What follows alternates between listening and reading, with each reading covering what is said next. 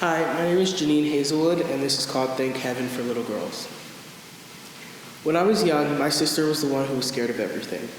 And at some point, I don't distinctly remember when I noticed her fears of a monster under her bed meant nothing in comparison to mine. I was scared of serial killers. I noticed that most serial killers target adults, specifically women, so it made me feel better that at least in the immediate future, it wouldn't be a concern. That was until I came home from school one day, and I heard about a 20-year-old man killing 20 kids at Sandy Hook Elementary School, about 93 miles from where I live, on December 14, 2012, the day my cousin turned 10 years old. In my head, I thought kids were off limits, at least in terms of murder. I knew kids were vulnerable to abuse because my mom has had to call DIFUS for multiple of her students over the years, one instance being my friend's sister. I also knew of pedophiles at a young age because my mom had been molested by her uncle, so she made sure we knew it was inappropriate in the way a man should behave around a child.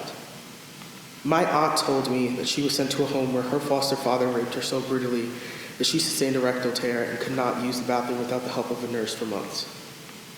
I grew up knowing that little girls are always the one to mature faster, not because of our hormones, but the world around us. We cannot afford to be naive when we need to face that our own lives are infernal hells of sacrifice for the greater good of mankind. This summer, 2 weeks before I came back to school, I'd fallen asleep on the couch one night and I woke up to screaming. I opened my eyes and I saw my mom rushing towards the door. When she saw I was awake, she said in a shaky voice, "I think the lady next door just died." This woman's last words were, "I can't breathe." I can't breathe. But she was alive at some point. She was alive when her daughter had called the police who came 40 minutes later because we live in a black neighborhood. 20 minutes passed as her lungs gasped for any trace of air, and 20 minutes passed when her dead body rotted on her own couch. Her daughter screamed the entire time.